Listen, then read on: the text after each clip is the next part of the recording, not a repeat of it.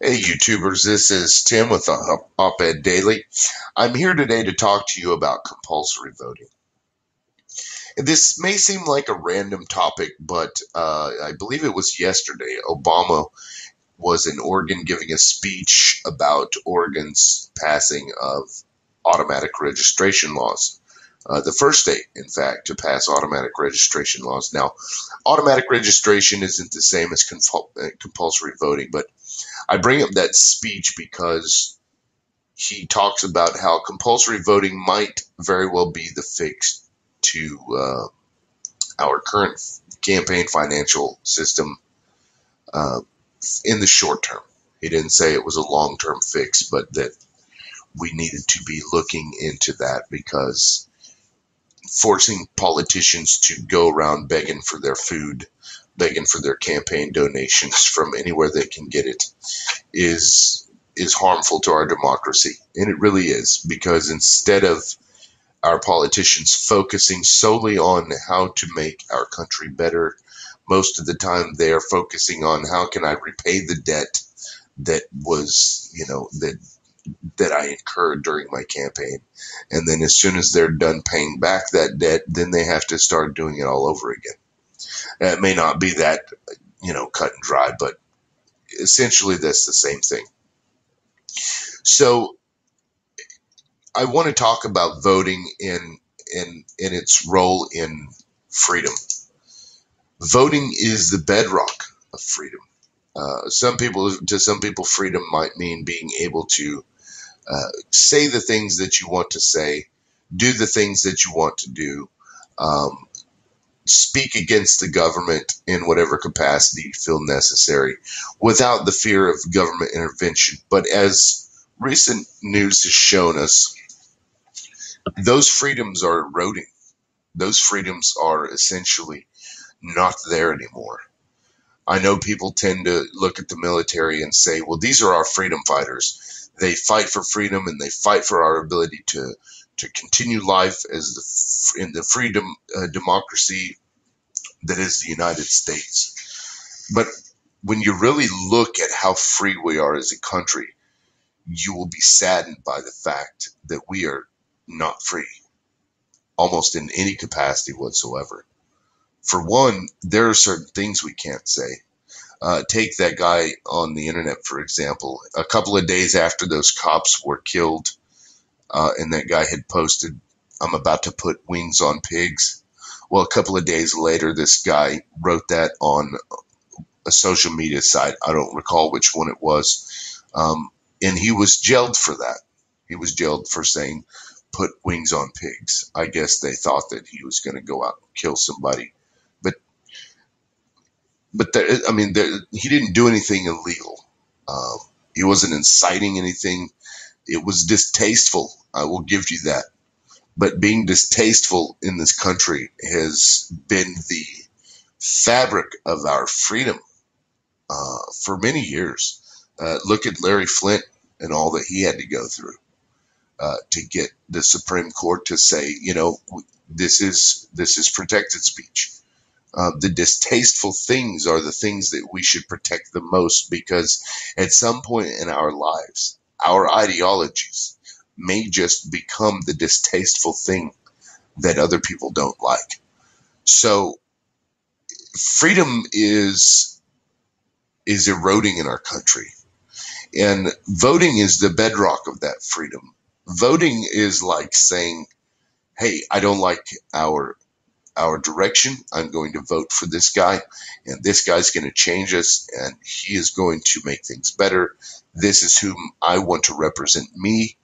Uh, that's the basis for voting. So if you are a freedom fighter, quote unquote, um, then compulsory voting might be something that you could wrap your head around.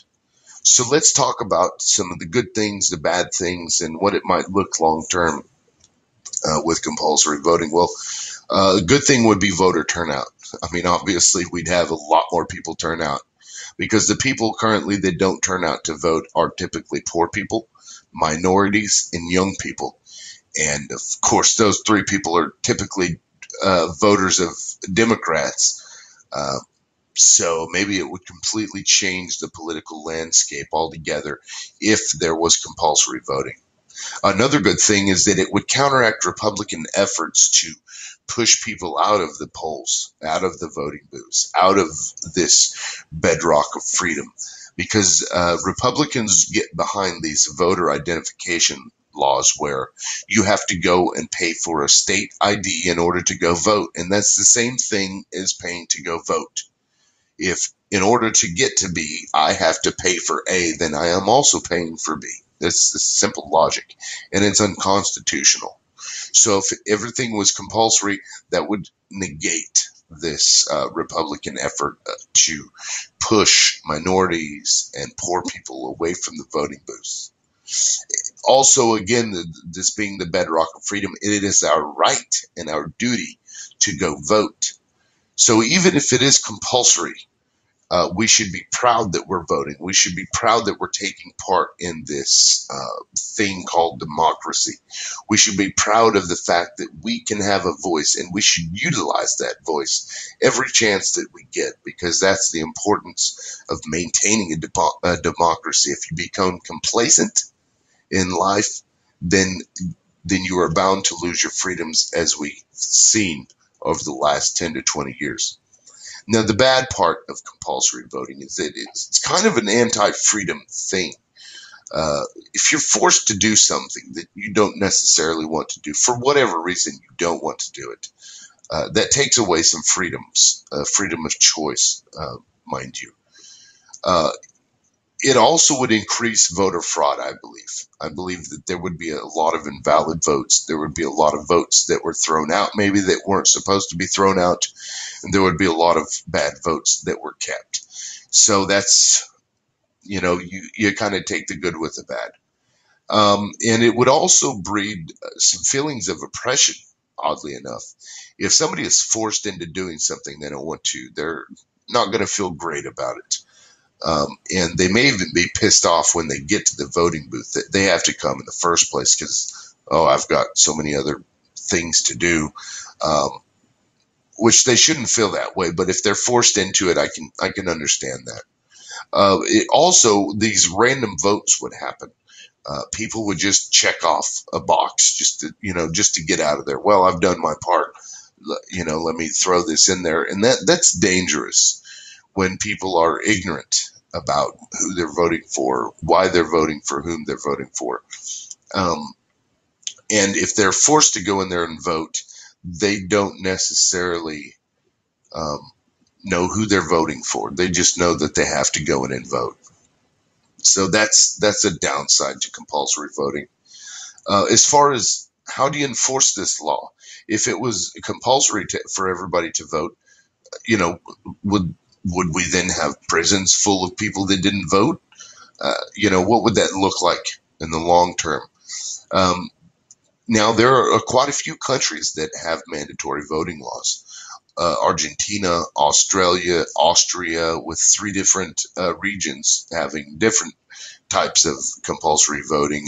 Tyrol, Vorarlberg, I'm sure I'm not pronouncing that correctly. Styria, Belgium, Bolivia, Brazil, Egypt, they have compulsory voting. Now, the way that they enforce their voting laws can differ. Some of them do a disenfranchisement type voting. So if after so many votes, this person hasn't voted and doesn't have a voting stamp, they won't be able to have access to public works like, welfare programs, that sort of thing.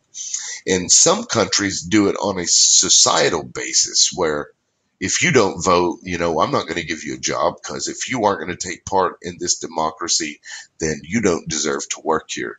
And then some countries, there are fines. In some countries, you can even be in prison for not voting. So on a personal note, I don't think that compulsory voting is necessarily a good thing, but I also don't think it's a bad thing. But I'd like to hear your comments in the comment section. So if you have an opinion on this, go ahead and leave your comments below. If there's something I missed that you think I should go back over, feel free to say something. But for now, that's it. Have a good day, guys.